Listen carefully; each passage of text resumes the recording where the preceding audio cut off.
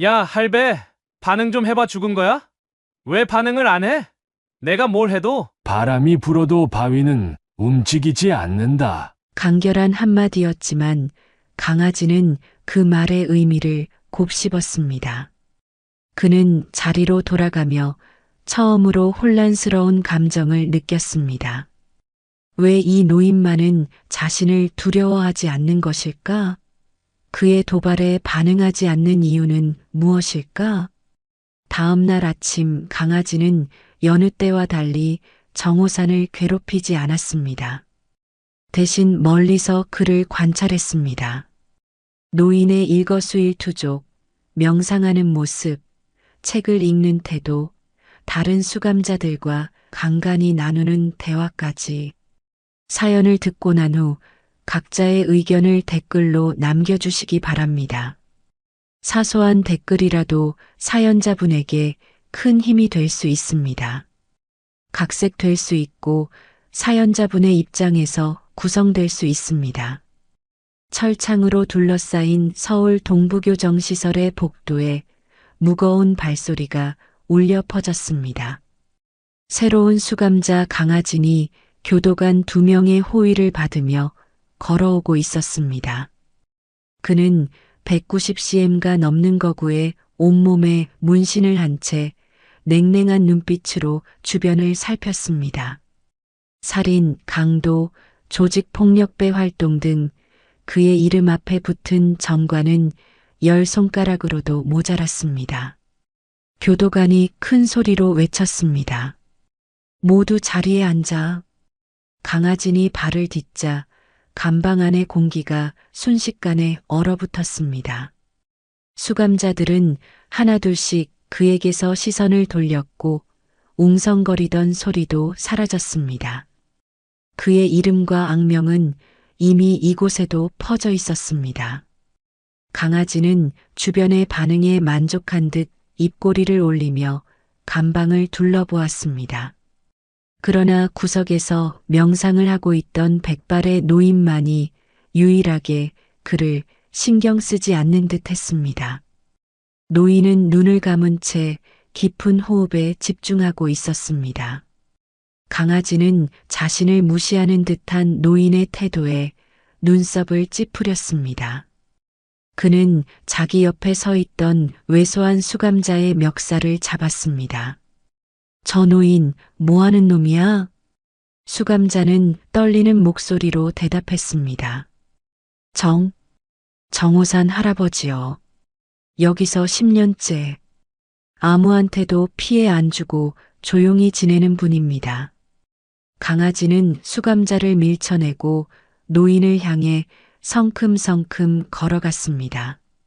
할배, 내가 누군지 알아? 눈 좀 떠봐. 정호사는 아무런 반응도 보이지 않았습니다. 마치 강아진이 존재하지 않는 것처럼 명상에 집중했습니다. 강아진의 얼굴이 분노로 일그러졌습니다. 저 늙은이 내치워. 거슬려.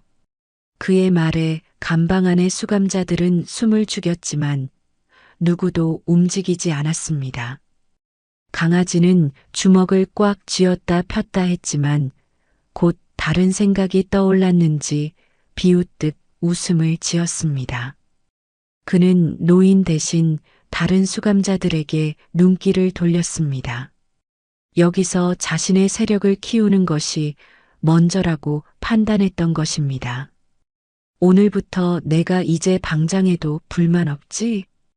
강아진의 목소리가 감방 안에 울려 퍼졌고 수감자들은 두려움에 떨었습니다.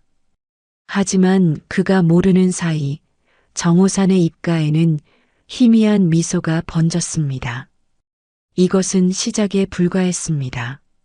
감방 구석에서 명상하던 정호산은 강아진의 위협적인 존재감을 느끼면서도 흔들림 없이 호흡에 집중했습니다. 그는 이미 20년 넘게 이 감옥에서 살아온 모범수였습니다. 교도관들도 그를 존중했고 다른 수감자들도 그를 함부로 대하지 않았습니다. 그것은 단순히 그의 나이 때문만은 아니었습니다.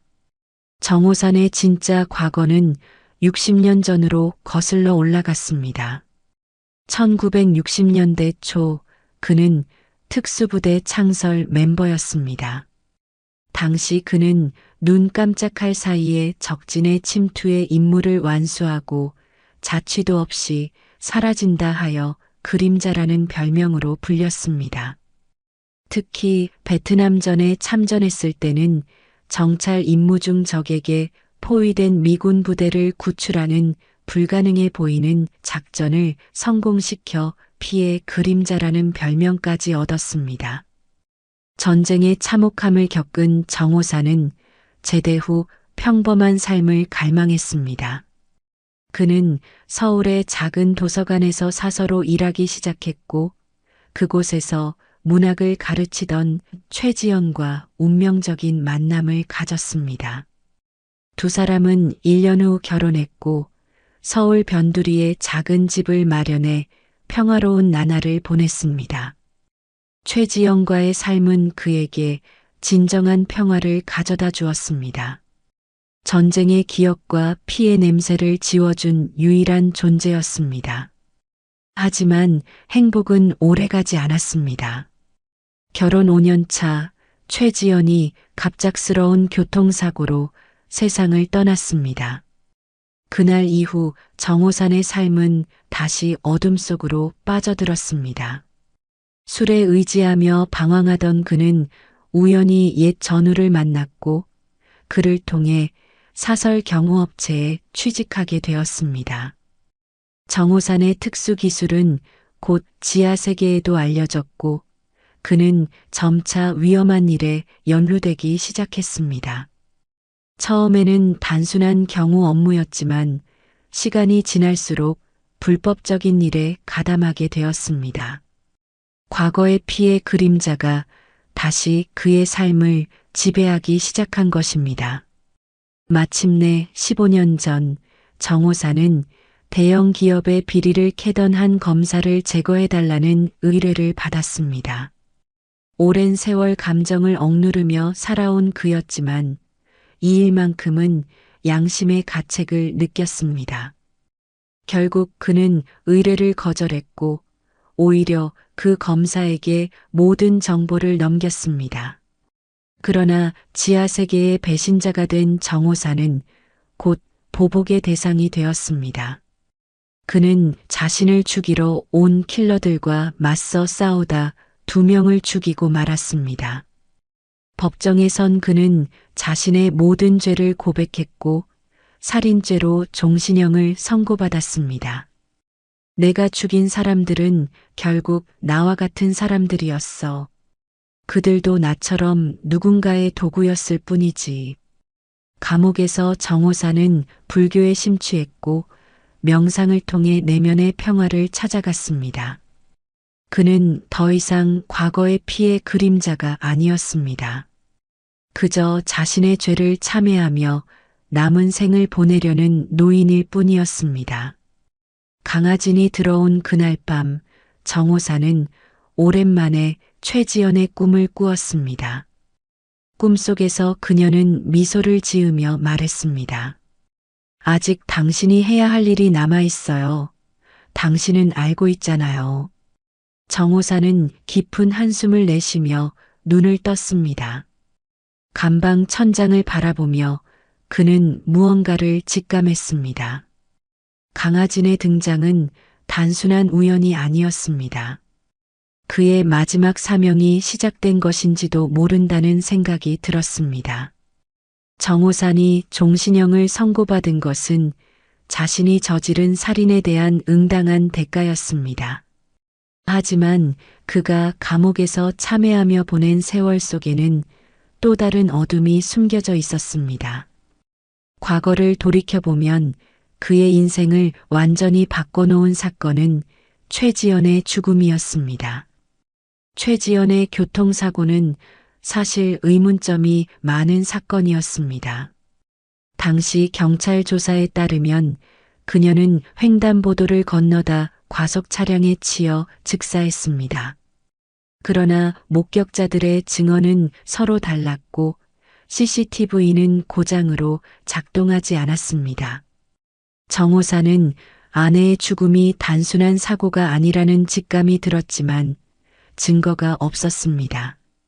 그로부터 6개월 후 새벽에 정호산의 집에 괴한들이 침입했습니다. 그는 특수부대 출신답게 침착하게 대응했지만 다음 날 아침 경찰이 그를 체포했습니다. 그의 집 지하실에서 시체가 발견된 것입니다. 피해자는 최지연의 사고를 조사하던 사설 탐정이었습니다. 현장에는 정호산의 지문이 선명하게 남겨져 있었고 그가 베트남전 때 사용했던 특수 단검이 살인 무기로 발견되었습니다. 결정적으로 그의 유일한 알리바이였던 전우마저 증언을 번복했습니다. 그날 밤 정호산과 함께 있지 않았습니다. 이전 증언은 오랜 전우를 위한 거짓말이었습니다.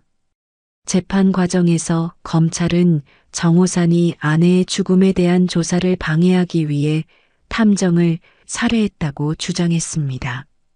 모든 증거가 그를 향해 있었고 그의 군 경력과 특수 기술은 오히려 불리하게 작용했습니다. 결국 정호산은 또 다른 살인죄로 종신형을 선고받았습니다. 감옥에 들어온 첫 해 정호산은 필사적으로 진실을 밝히려 노력했습니다. 변호사를 통해 재심을 청구했고 증거 불충분을 주장했습니다. 하지만 모든 노력은 수포로 돌아갔습니다. 어느 날 면회를 온 변호사가 그에게 충격적인 이야기를 전했습니다. 더 이상 진실을 파헤치지 마세요. 당신 아내의 죽음부터 모든 것이 연결되어 있습니다.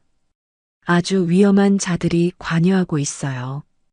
이 이상 파고들면 더 많은 사람들이 다칠 겁니다. 그날 이후 정호사는 모든 것을 내려놓았습니다. 진실이 무엇이든 더 이상의 희생은 원치 않았습니다. 그는 불교 경전을 읽기 시작했고 명상을 통해 내면의 평화를 찾아갔습니다. 이 또한 내 업이다라는 생각으로 상황을 받아들였습니다.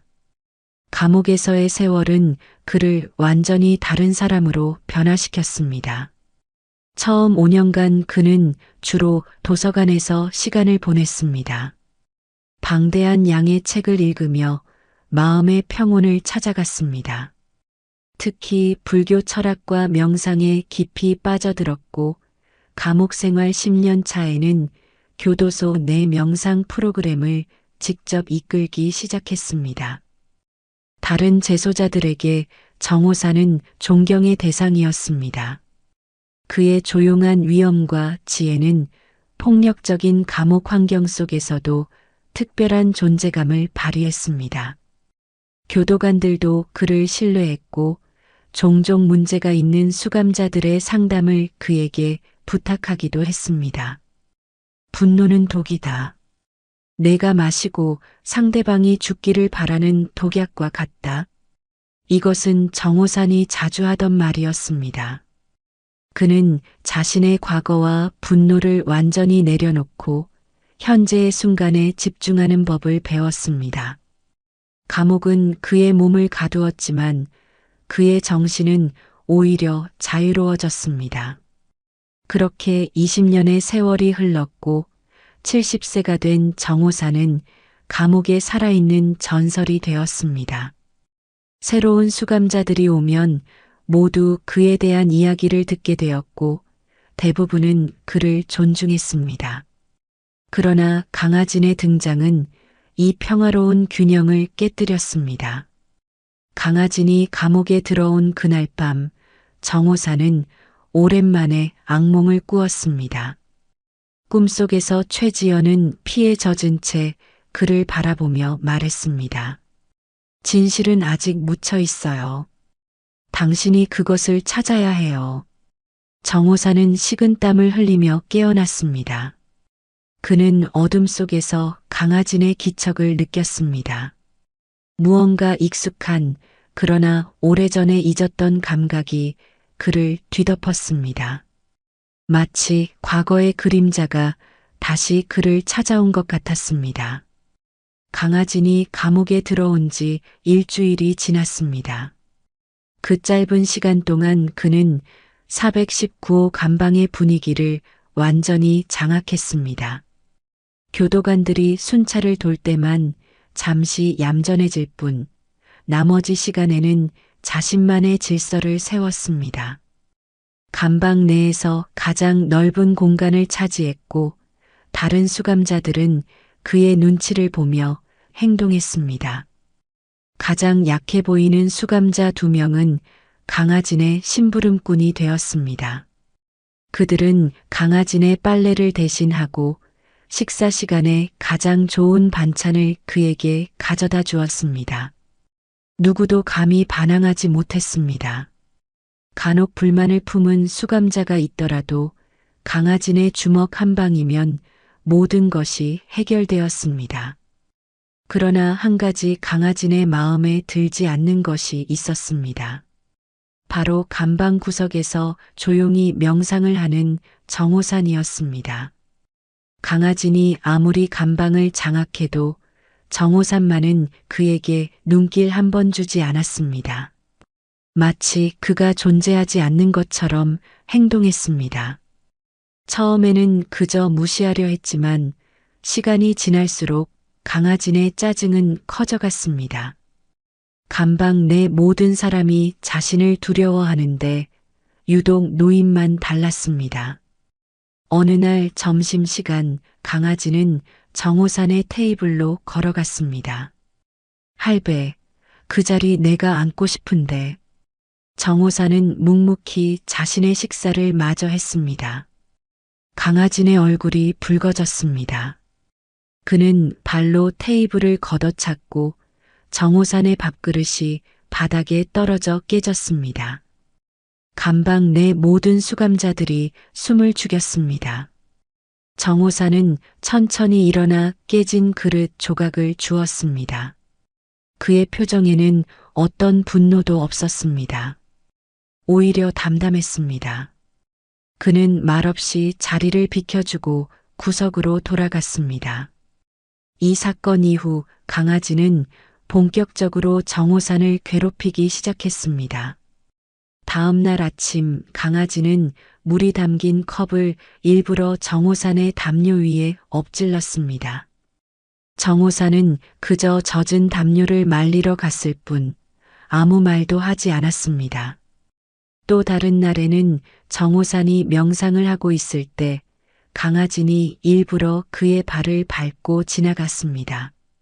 정호산은 잠시 눈을 떴다가 다시 감고 명상을 이어갔습니다. 강아진의 도발에도 그는 결코 반응하지 않았습니다. 운동장에서 볼을 차다가 정호산을 향해 일부러 공을 날리기도 했습니다. 공이 정호산의 등을 강하게 쳤지만 그는 그저 잠시 멈췄다가 다시 걸음을 이어갔습니다. 다른 수감자들은 정호산의 인내심에 놀랐습니다. 과거에 그가 명망 높은 수감자로 존경받았다는 것을 알았지만 이 정도로 평정심을 유지할 수 있다는 것은 믿기 어려웠습니다. 일부는 그가 나이가 들어 겁이 많아진 것이라고 수군거렸고 또 다른 이들은 그가 너무 오랫동안 감옥에 있어 무기력해진 것이라고 생각했습니다. 열흘째 되는 날 강아지는 점점 더 과격해졌습니다. 그는 정호산이 독서를 하고 있을 때 책을 빼앗아 페이지를 찢었습니다. 정호산은 그저 바닥에 떨어진 책을 주워 조용히 자리로 돌아갔습니다. 야, 할배. 반응 좀 해봐. 죽은 거야? 강아진의 목소리가 감방에 울려 퍼졌습니다. 하지만 정호산은 여전히 침묵을 지켰습니다. 그의 인내심은 마치 깊은 바다처럼 끝이 없어 보였습니다. 그날 밤 취침 시간 무렵에 강아지는 정호산의 잠자리 옆에 앉았습니다. 다른 수감자들은 이미 잠들었거나 모른 척 눈을 감고 있었습니다. 왜 반응을 안 해? 내가 뭘 해도. 처음으로 강아지네 목소리에는 분노보다 의문이 담겨 있었습니다. 정호사는 눈을 감은 채 대답했습니다. 바람이 불어도 바위는 움직이지 않는다. 간결한 한마디였지만 강아지는 그 말의 의미를 곱씹었습니다. 그는 자리로 돌아가며 처음으로 혼란스러운 감정을 느꼈습니다. 왜 이 노인만은 자신을 두려워하지 않는 것일까? 그의 도발에 반응하지 않는 이유는 무엇일까? 다음 날 아침 강아지는 여느 때와 달리 정호산을 괴롭히지 않았습니다. 대신 멀리서 그를 관찰했습니다. 노인의 일거수일투족, 명상하는 모습, 책을 읽는 태도, 다른 수감자들과 간간히 나누는 대화까지 마치 수수께끼를 풀려는 듯 그를 주시했습니다. 강아지는 알 수 없었습니다. 정호산의 평온함 뒤에 숨겨진 비밀을, 그가 얼마나 위험한 존재였는지, 그리고 얼마나 깊은 상처를 안고 있는지를. 무더운 8월이 찾아왔습니다. 교정시설의 콘크리트 건물은 마치 거대한 오븐처럼 열기를 품고 있었습니다. 수감자들에게 샤워 시간은 유일한 위안이었고 감방의 수감자들도 예외는 아니었습니다. 일주일에 2번 주어지는 샤워 시간을 모두가 기다렸습니다. 그날 오후 감방문이 열리고 교도관 최병수가 외쳤습니다. 샤워 시간, 정렬해서 이동합니다. 수감자들은 수건과 비누를 들고 일렬로 복도에 섰습니다. 정호사는 늘 그렇듯 맨 뒤에 조용히 서 있었습니다. 강아지는 당연하다는 듯 줄의 맨 앞에 자리했습니다. 그는 지난 2주일 동안 절대 권력자가 되었습니다. 샤워실로 향하는 복도는 좁았고 수감자들은 한 줄로 천천히 이동했습니다. 덥고 습한 공기가 폐를 짓누르는 듯 했습니다. 정호사는 걸음이 느렸지만 묵묵히 줄을 따라갔습니다. 그의 마음은 평온했고 여느 때와 같은 일상이었습니다. 마침내 샤워실에 도착했고 수감자들은 각자 자리를 잡았습니다. 좁은 공간에 10여 명의 수감자들이 옷을 벗고 샤워를 시작했습니다. 물소리와 수증기가 샤워실을 가득 채웠습니다. 정호사는 구석에 자리를 잡았습니다. 그는 천천히 옷을 벗고 차가운 물을 틀었습니다. 노년의 그에게 차가운 물은 오히려 정신을 맑게 해주는 느낌이었습니다. 그는 눈을 감고 물줄기가 자신의 몸을 타고 흐르는 감각에 집중했습니다. 문득 정호산의 시선이 강아지에게 향했습니다. 강아지는 샤워실 중앙에서 커다란 자태를 뽐내고 있었습니다. 그의 몸은 근육으로 가득했고 여러 문신들이 그의 피부를 장식하고 있었습니다. 정호사는 무심코 그 문신들을 바라보았습니다. 그리고 그 순간 시간이 멈춘 것 같았습니다. 강아지네 등 왼쪽 어깨뼈 아래에는 특별한 문신이 있었습니다. 검은 뱀이 붉은 까마귀를 감싸고 있는 형상이었습니다. 그 문신을 본 순간 정호산의 마음속에서 무언가가 폭발했습니다. 숨이 멎는 듯한 충격이 그를 덮쳤습니다. 20년 전 자신의 지하실에서 탐정의 시체가 발견되었던 날 밤, 그날 밤 정호사는 실제로 침입자와 마주쳤습니다. 어둠 속에서 짧은 격투가 있었고 침입자는 도망쳤습니다. 그러나 그 순간 정호사는 침입자의 손목에서 특별한 문신을 보았습니다. 검은 뱀과 붉은 까마귀. 바로 강아진의 등에 있는 것과 동일한 문신이었습니다. 그날 그 문신. 그건 너였구나. 정호산의 입에서 작은 중얼거림이 새어나왔습니다. 그의 손은 떨리기 시작했고 심장은 마치 폭풍 우 치는 밤의 파도처럼 거세게 뛰었습니다. 수십 년간 숨겨져 있던 기억들이 홍수처럼 밀려왔습니다. 최지연의 죽음이 사고가 아니었다는 직감, 탐정의 죽음, 변호사의 경고, 모든 것이 이제 하나로 연결되기 시작했습니다. 강아진의 등장은 우연이 아니었습니다. 그는 정호산의 과거와 연결된 인물이었습니다. 정호산은 떨리는 다리로 샤워실 벽에 기대섰습니다. 물방울이 그의 얼굴을 타고 흘러내렸지만 그것이 샤워물인지 눈물인지 구분할 수 없었습니다. 수십 년간 명상과 불교 수행으로 억눌러왔던 그의 내면에서 무언가가 깨어나고 있었습니다. 마치 오래된 화산이 다시 활동하기 시작한 것처럼 그의 내면에서 피의 그림자가 깨어나고 있었습니다. 강아지는 정호산의 시선을 느끼지 못한 채 샤워를 계속했습니다. 그는 물을 세게 틀고 휘파람을 불며 자신의 몸을 씻었습니다. 그에게 이곳은 그저 또 다른 감옥일 뿐이었고 정호산은 자신을 귀찮게 하는 늙은이에 불과했습니다. 샤워를 마친 수감자들이 하나둘 옷을 입기 시작했습니다. 정호산은 기계적으로 몸을 닦고 옷을 입었습니다. 그의 겉모습은 평소와 다름없었지만 내면에서는 폭풍이 일고 있었습니다. 감방으로 돌아가는 길, 정호산의 걸음은 무거웠습니다. 그는 이제 자신이 해야 할 일이 무엇인지 알았습니다. 20년 전 억울하게 누명을 쓰고 감옥에 들어온 이유, 최지연이 죽은 진짜 이유, 그리고 자신의 마지막 사명이 무엇인지를. 그날 밤 정호산은 오랜만에 명상을 하지 않았습니다. 대신 그는 눈을 뜨고 감방 천장을 바라보며 깊은 생각에 잠겼습니다. 그의 눈에는 오랫동안 보이지 않았던 불꽃이 타오르고 있었습니다. 문신을 발견한 후 일주일 동안 정호산은 평소와 다름없이 행동했습니다.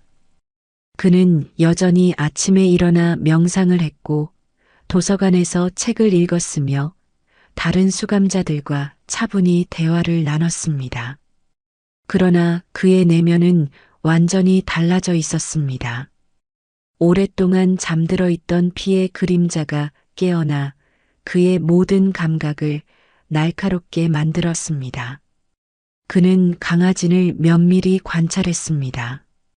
그의 습관, 행동 패턴, 대화하는 사람들, 심지어 그가 받는 면회계까지.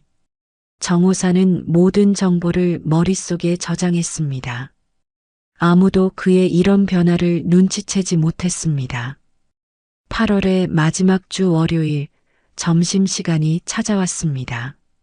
수감자들은 식당으로 이동했고 정호산도 평소처럼 조용히 줄을 따라 걸었습니다. 그의 눈은 앞에서 걷고 있는 강아진의 등을 향해 있었습니다. 뱀과 까마귀의 문신이 그의 티셔츠 아래로 희미하게 보였습니다. 식당은 평소보다 시끄러웠습니다. 새로운 수감자들이 들어왔고 그들의 소란스러운 대화가 공간을 채웠습니다. 정호산은 구석의 테이블에 앉았습니다. 그의 위치에서 강아진이 앉은 테이블이 완벽하게 보였습니다.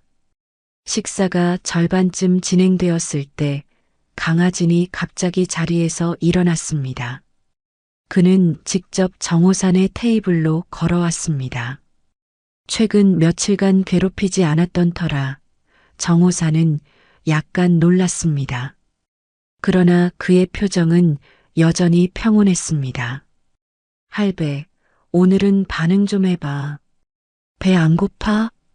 강아지는 정호산의 식판을 손으로 쳤습니다. 식판이 바닥에 떨어지며 음식이 사방으로 튀었습니다. 주변의 수감자들이 놀라 뒤로 물러섰습니다. 식당 내의 대화가 일시에 멈췄고 모든 이목이 그들에게 쏠렸습니다. 정호사는 천천히 자리에서 일어났습니다.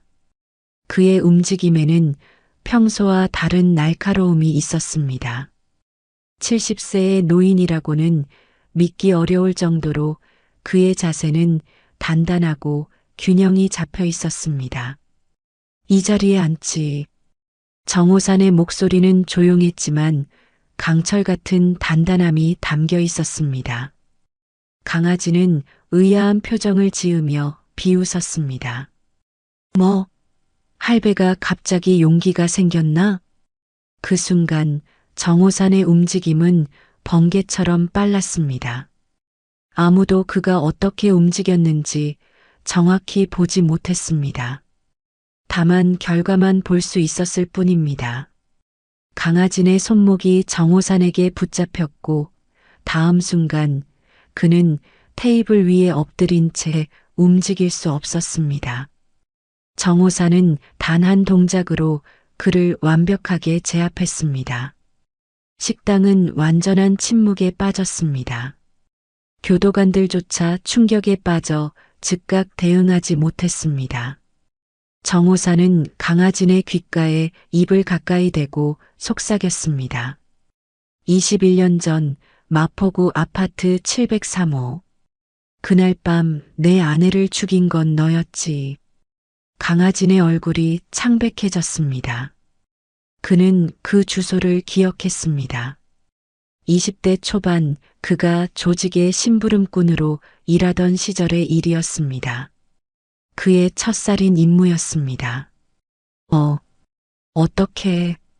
정호사는 강아지의 손목을 더 강하게 비틀었습니다. 평소 그에게서 볼 수 없었던 냉혹함이 그의 눈에 깃들어 있었습니다. 내 뒤에 있는 문신, 뱀과 까마귀, 내가 그날 밤 봤던 거야. 그리고 내가 탐정을 죽이고 내 집 지하에 시체를 숨긴 것도. 강아지의 눈이 커졌습니다. 그는 몸부림치려 했지만 정호산의 제압은 완벽했습니다.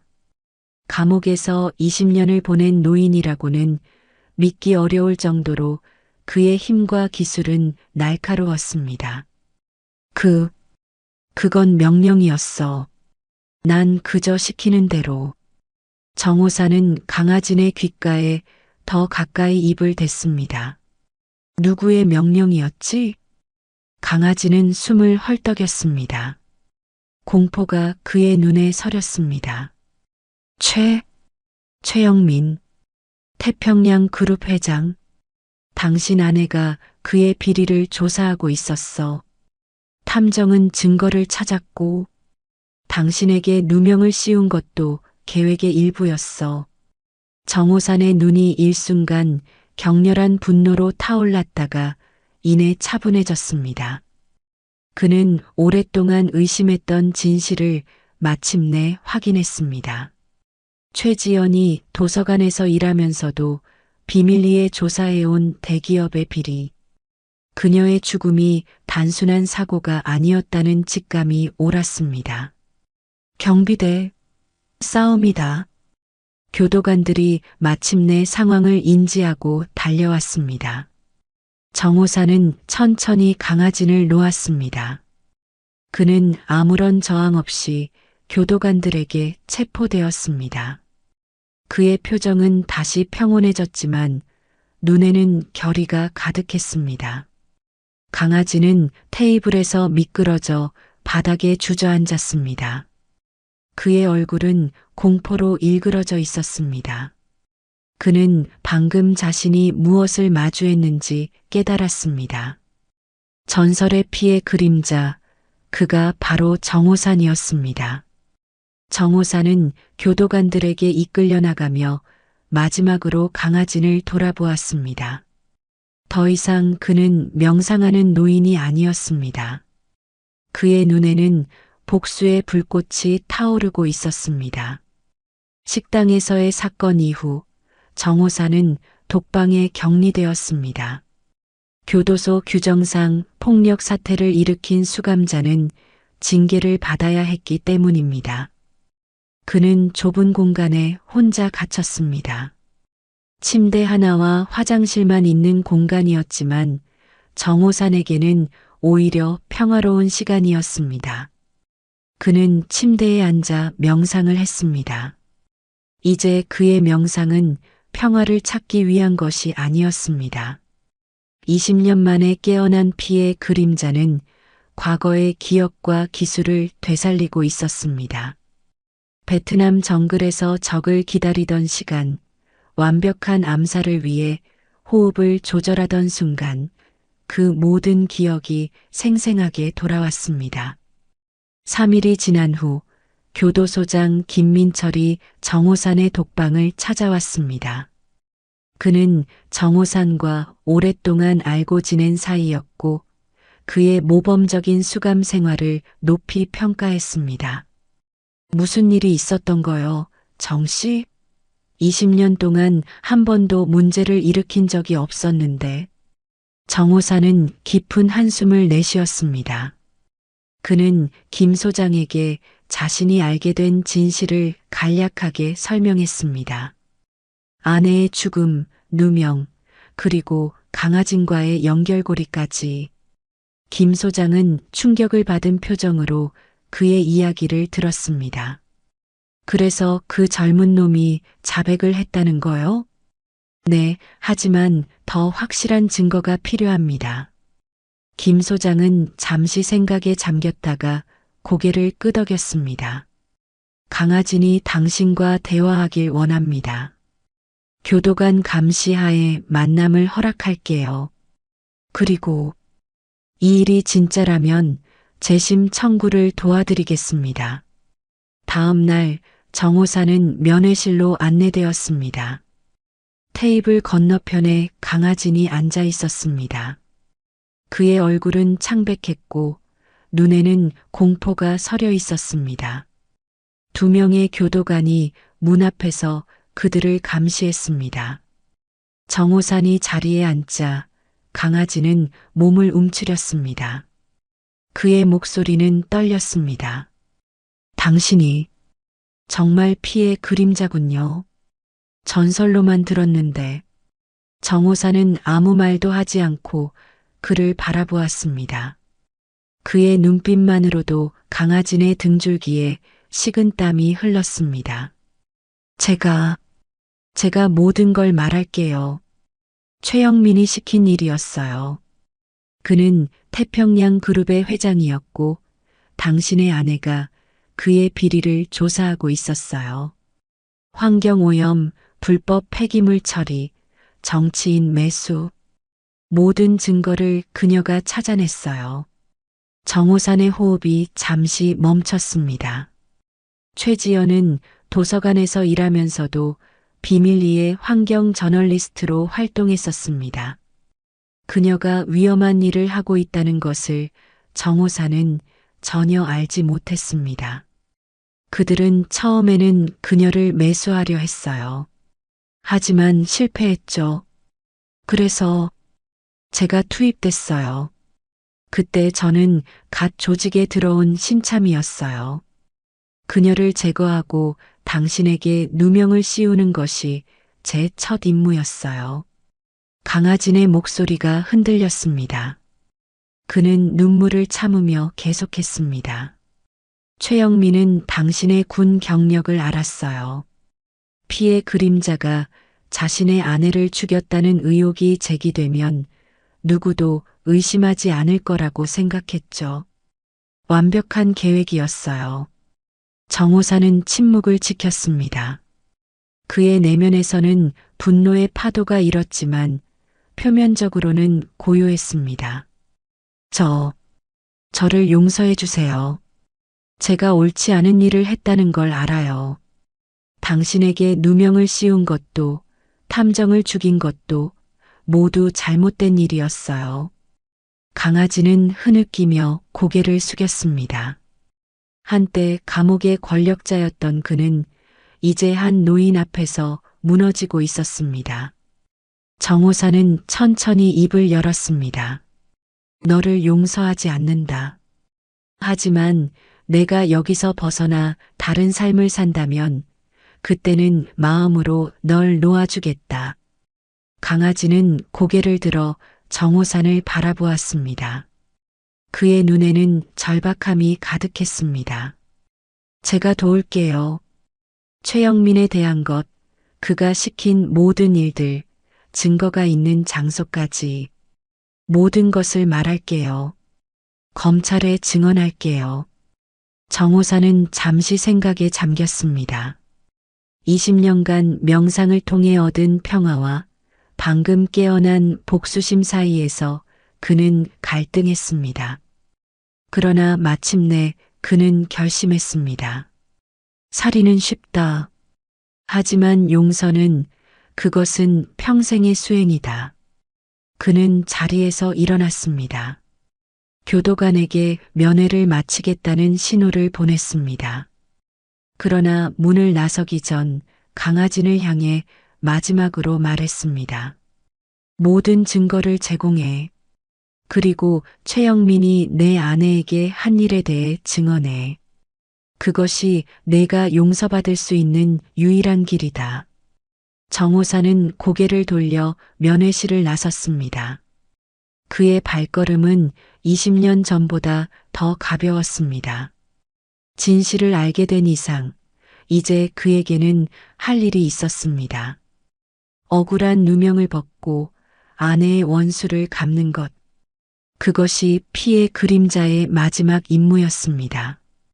강아진의 자백 이후 정호산의 삶은 급격한 변화를 맞이했습니다. 교도소장은 약속을 지켜 검찰에 연락을 취했고 검사가 사건을 맡게 되었습니다. 21년 전 사건의 재조사가 공식적으로 시작된 것입니다. 9월의 첫째 주 강도윤 검사가 교도소를 방문했습니다. 그는 30대 후반의 날카로운 눈매를 가진 남성으로 검찰 내에서도 원칙주의자로 알려진 인물이었습니다. 정호산은 면회실에서 그를 만났습니다. 정호산 씨, 강아진의 증언을 들었습니다. 최영민 태평양 그룹 회장에 대한 의혹이 사실이라면 이건 단순한 살인 사건이 아니라 대기업이 연루된 대형 비리 사건입니다. 정호사는 차분하게 고개를 끄덕였습니다. 강도윤 검사는 파일을 펼치며 계속했습니다. 21년 전 증거들을 다시 검토했습니다. 당시 재판에서 결정적이었던 증거들의 조작 흔적이 보입니다.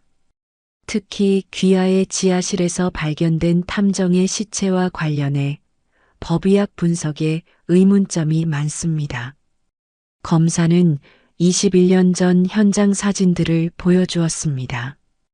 정호사는 그 사진들을 처음 보는 것이었습니다. 그는 천천히 사진들을 살펴보았습니다. 강아진이 중요한 정보를 제공했습니다. 태평양 그룹이 불법 폐기물을 매립한 장소, 최영민 회장이 정치인들에게 뇌물을 준 증거, 그리고 최지연 씨의 죽음과 관련된 모든 증거들이 보관된 창고 위치까지요. 정호산의 눈이 빛났습니다. 최지연이 목숨을 걸고 모은 증거들이 아직 존재한다는 사실이 그에게 희망을 주었습니다. 우리는 이미 해당 창고를 압수수색했고 귀하의 아내가 수집한 모든 자료를 확보했습니다.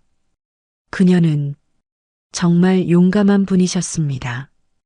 강도윤 검사의 목소리에는 진심 어린 존경심이 담겨 있었습니다. 정호사는 눈을 감고 깊은 숨을 내쉬었습니다. 최지연의 노력이 헛되지 않았다는 사실이 그를 위로했습니다. 태평양 그룹의 비리는 생각보다 훨씬 광범위합니다. 최영민 회장은 현재 해외로 도피한 상태지만 국제형사경찰기구를 통해 체포영장을 발부했습니다. 그리고 정호산 씨 귀하의 재심 청구가 받아들여졌습니다. 정호산은 고개를 들어 검사를 바라보았습니다. 재심. 그 단어는 그에게 너무나 멀게만 느껴졌던 희망이었습니다. 절차가 복잡하겠지만 강하진의 증언과 새로운 증거들을 바탕으로 귀하의 무죄를 입증할 수 있을 것입니다. 석방까지는 시간이 걸리겠지만 가능성이 높습니다.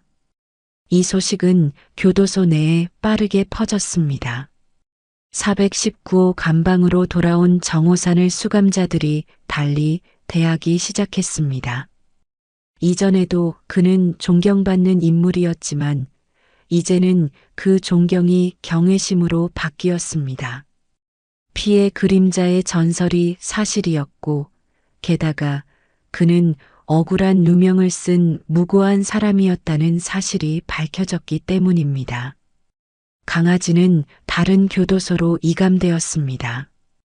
검찰과의 협조로 그의 형량은 감소될 가능성이 있었지만 그가 저지른 살인과 조직 범죄의 책임에서 완전히 벗어날 수는 없었습니다.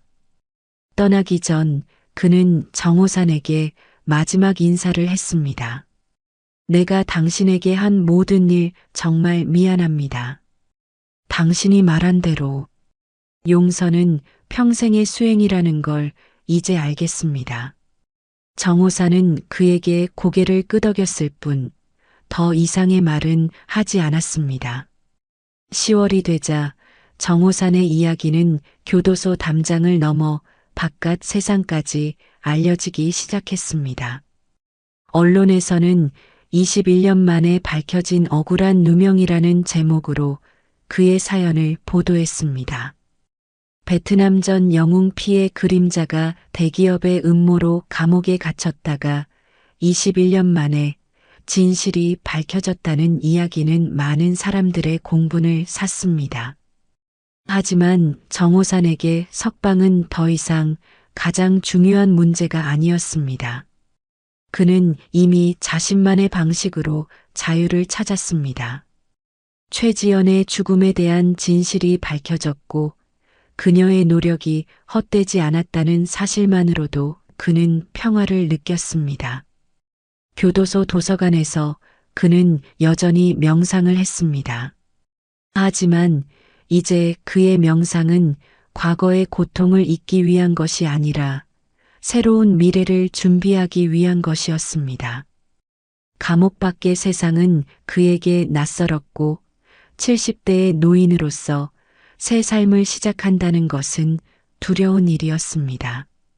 그러나 그는 준비되어 있었습니다. 다른 수감자들은 이제 그에게 조언을 구하고 그의 이야기를 듣고 싶어 했습니다. 심지어 교도관들도 그를 다르게 대했습니다.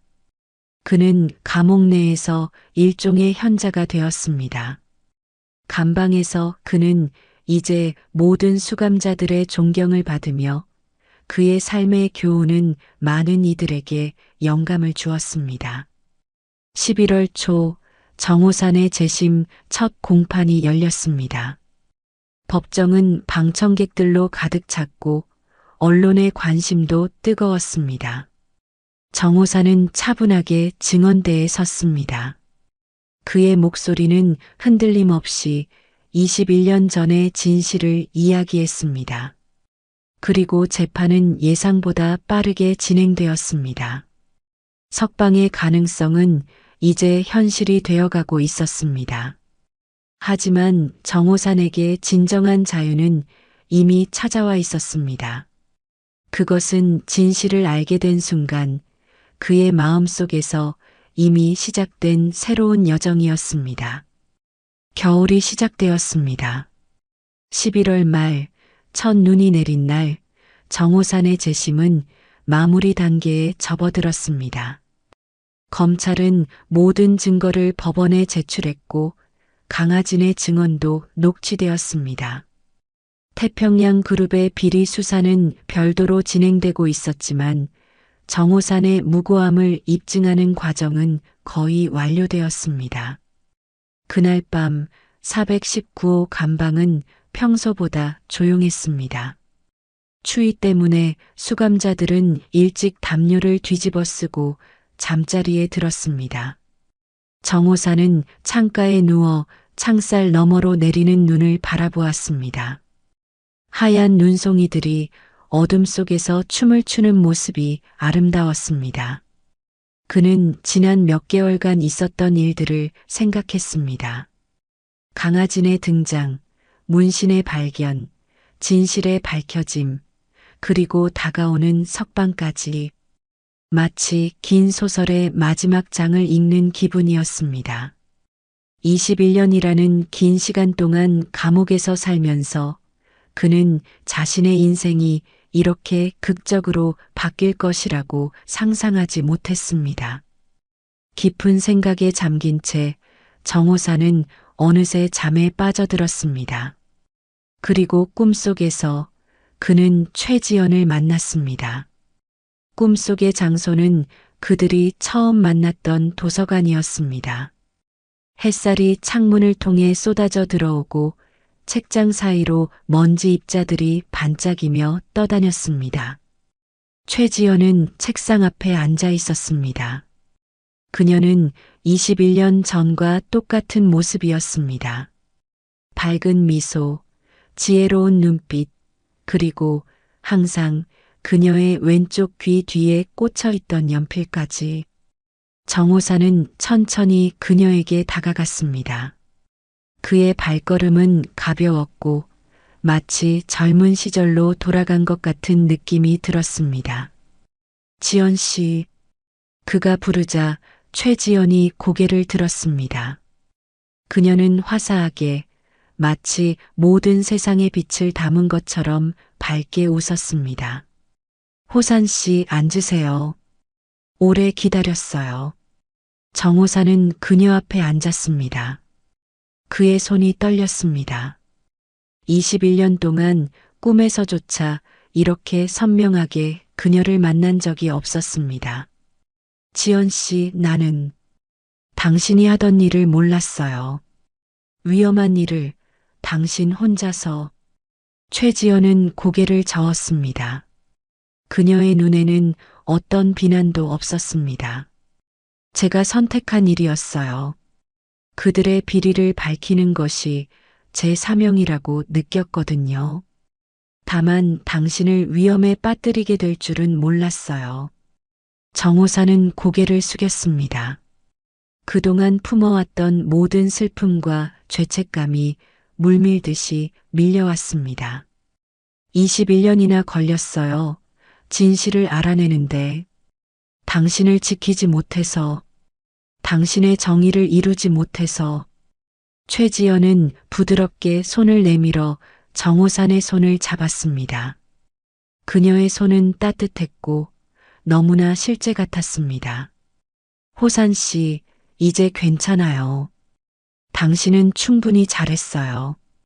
우리 모두 자신의 길을 가는 거예요. 제 길은 그곳에서 끝났지만 당신의 길은 아직 끝나지 않았어요.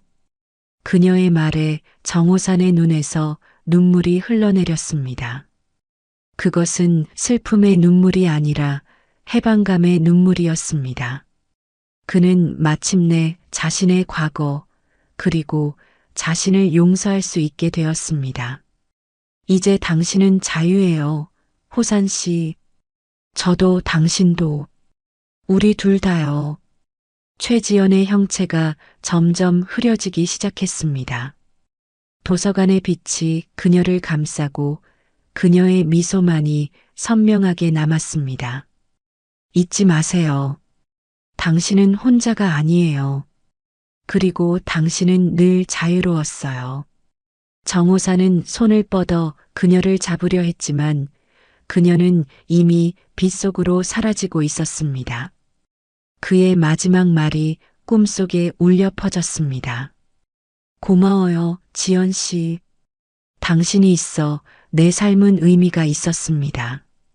정호사는 고요히 잠에서 깨어났습니다. 눈을 뜨자 감방의 천장이 보였습니다. 그의 뺨을 타고 눈물이 흘러내리고 있었지만 그의 가슴은 이상하게도 가벼웠습니다. 마치 오랫동안 짊어졌던 무거운 짐을 내려놓은 것 같은 느낌이었습니다. 창살 너머로 첫 새벽빛이 스며들기 시작했습니다. 하늘은 아직 어두웠지만 동쪽 지평선에는 희미한 푸른빛이 번지고 있었습니다. 새로운 날의 시작, 새로운 삶의 시작을 알리는 빛이었습니다. 정호사는 천천히 자리에서 일어나 창가로 다가갔습니다. 그는 오랫동안 창밖을 바라보았습니다. 눈은 그쳤고 하얀 눈이 덮인 운동장이 보였습니다. 원래대로라면 오늘도 그는 감옥에서의 일상을 보냈을 것입니다. 하지만 오늘은 달랐습니다. 오늘은 그의 재심 선고일이었습니다. 정호산의 얼굴에는 평화로운 미소가 번졌습니다. 어떤 결과가 나오든 그는 이미 마음의 자유를 얻었습니다. 최지영과의 꿈속 만남은 그에게 마지막 선물이었고 그는 이제 앞으로 나아갈 준비가 되어 있었습니다. 창문으로 아침 햇살이 비쳐들고 감방 안에는 새로운 시작의 희망이 가득 찼습니다. 2025년 12월 정호사는 무죄 판결을 받고 21년 만에 자유의 몸이 되었습니다. 대법원은 강하진의 증언과 새롭게 발견된 증거들을 바탕으로 그에게 억울한 누명이 씌워졌음을 인정했습니다. 최영민은 여전히 해외에서 도피 중이었지만 태평양 그룹의 비리는 하나둘씩 밝혀지고 있었습니다. 석방후 정호산의 이야기는 전국적으로 화제가 되었습니다. 피의 그림자의 전설적인 과거, 21년간의 억울한 수감 생활, 그리고 진실이 밝혀지는 극적인 과정까지 많은 언론에서 그의 인터뷰를 요청했지만 그는 모두 거절했습니다. 대신 그는 조용히 서울 외곽의 작은 마을로 거처를 옮겼습니다. 정부에서는 그에게 국가유공자 예우와 보상금을 제공했고 검찰은 공식적으로 사과했습니다. 하지만 정호산에게 가장 중요한 것은 평화로운 일상이었습니다. 71세의 나이에 다시 시작하는 삶은 쉽지 않았지만 그는 하루하루를 소중하게 여겼습니다. 이듬해 봄 정호사는 집 근처 고등학교의 경비원 자리를 제안받았습니다. 학교장은 그의 이야기를 알고 있었고 학생들에게 좋은 영향을 줄 수 있을 것이라 생각했습니다. 정호사는 이 제안을 받아들였습니다. 아침 일찍 학교 정문에 서서 등교하는 학생들을 맞이하는 일이 그에게 새로운 삶의 의미를 주었습니다. 하지만 모든 학생이 그를 존경하는 것은 아니었습니다. 특히 3학년 민주는 학교의 대표적인 문제아였습니다. 그는 자주 지각하고 교칙을 어기며 심지어 다른 학생들을 괴롭히기도 했습니다. 학교 선생님들조차 그를 다루기 어려워했습니다. 5월의 어느 날 아침, 민주는 개조한 오토바이를 타고 학교 앞에 나타났습니다. 소음기를 제거한 오토바이는 요란한 소리를 내며 다른 학생들을 놀라게 했습니다. 그는 정문 앞에 오토바이를 세우고 헬멧을 벗었습니다. 비켜요, 할아버지. 민준의 말투는 거칠었습니다. 정호사는 아무 말 없이 그의 앞을 막아섰습니다. 교칙상 오토바이 등교는 금지되어 있네.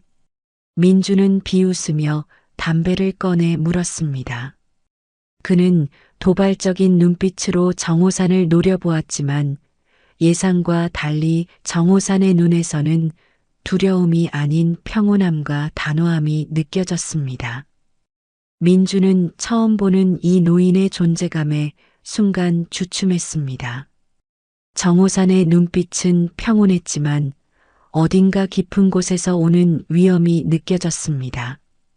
그는 부드럽지만 단호한 목소리로 말했습니다. 오토바이는 저기 세워두고 들어가거라. 민주는 평소와 달리 순순히 정호산의 말을 따랐습니다. 그는 오토바이를 지정된 장소에 세우고 학교로 들어갔습니다.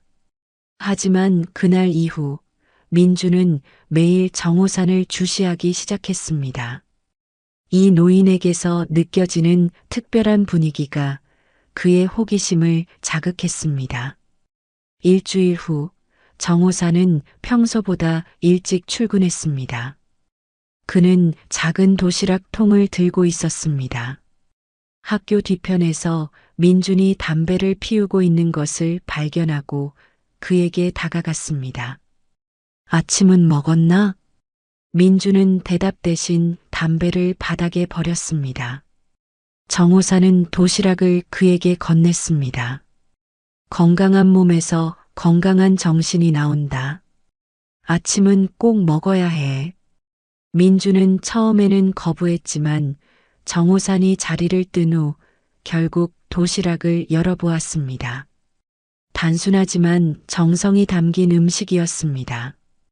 그는 혼자 모든 음식을 다 먹었습니다. 시간이 흐르면서 정호사는 민준의 가정 환경을 알게 되었습니다. 아버지는 사업 실패 후 가출했고 어머니는 2개의 일을 하며 생계를 꾸려가고 있었습니다. 민주는 사실상 방치된 상태였고 그의 반항은 관심을 받기 위한 몸부림이었습니다. 정호사는 점심시간마다 민준을 위해 도시락을 준비했고 때로는 방과 후에 함께 걸으며 이야기를 나누었습니다. 민준은 처음에는 불편해했지만 점차 정호산의 진심을 느끼기 시작했습니다. 왜 저한테 이렇게 잘해주세요? 다른 사람들은 다 절 포기했는데.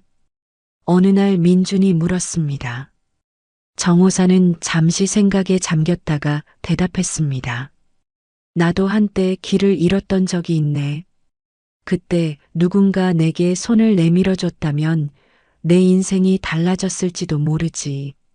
그날 이후 민주는 조금씩 변화하기 시작했습니다. 지각이 줄었고 교복도 단정하게 입었습니다. 학교 성적은 여전히 좋지 않았지만 정호산의 도움으로 그는 검정고시 준비를 시작했습니다. 가을이 되자 민주는 다른 문제 청소년들과 작은 모임을 만들었습니다. 그들은 함께 공부하고 서로의 고민을 나누었습니다. 정호사는 그들에게 명상을 가르쳤고 인내와 평정심의 중요성을 일깨워 주었습니다. 민준과 정호산, 서로 다른 세대의 두 사람은 각자에게 삶의 새로운 의미를 가져다 주었습니다.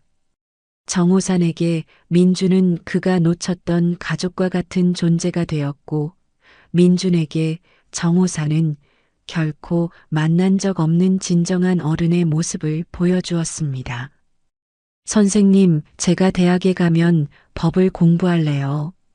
억울한 사람들을 도와주고 싶어요. 민준의 말에 정호사는 따뜻한 미소를 지었습니다. 그의 고통스러운 과거가 누군가의 밝은 미래를 위한 밑거름이 된다는 사실이 그에게 위안을 주었습니다. 사연을 듣고 댓글을 남겨주시기 바랍니다. 사소한 의견일지라도 사연자분에게는 큰 힘이 됩니다. 노골적인 악성 댓글은 사연자분에게 상처가 될 수 있으니 삼가 주시기 바랍니다.